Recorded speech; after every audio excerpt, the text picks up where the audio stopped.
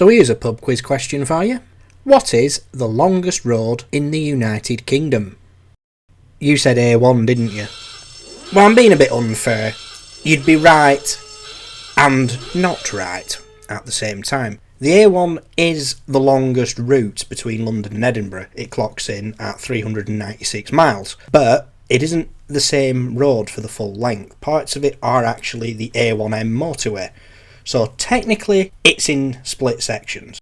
Okay then, so your fallback answer, A38. No, I'm afraid not. Once again, the A38 has a 20-mile gap between Exeter and Cullompton where it becomes the B3181. But it does clock in at 309 miles as it passes from Bodmin to Mansfield. So that makes it the longest two-digit A road despite its gap. Okay, I can see you starting to get annoyed now, so I'll put you out your misery. You have to travel north to Scotland. And the A9, which starts in Falkirk and works its way up to Thurso and then the ferry terminal at Scrabster.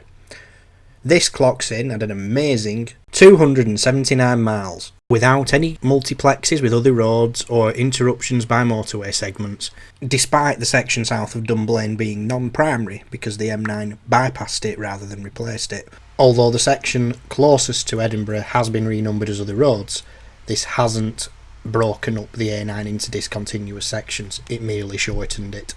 So that covers off the pedantry regarding A roads. I would imagine in a pub quiz situation, if you put A1 down as an answer, nobody would bat an eyelid, but if you want to be the clever person that annoys the quiz master, because that's what I'd do, because I'm that way out, then you can use the alternative answers given in this first section.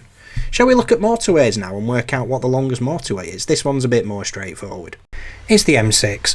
This starts at Carthorpe near Rugby on the M1 and travels 236 miles to just before the Scottish border, where it transforms into the A74M, which at just about 45 miles is the longest continuous section of a single AXM road.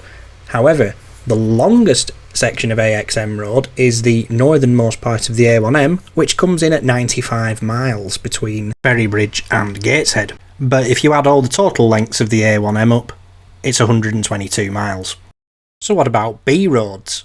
Well, this is another straightforward one. It's the B6318, which you may know better as the military road that runs alongside Hadrian's Wall. This is 61 miles long, running from Headon-on-the-Wall to Langholm. Quite a nice road as well, by all accounts. Unless you're chopping trees down, don't go up there if you're doing that. At the complete opposite end of the scale, you've got the A893 in Ullapool, which is barely 500 metres long. This serves the ferry terminal, and why it couldn't have just been a branch off the A835, I don't know.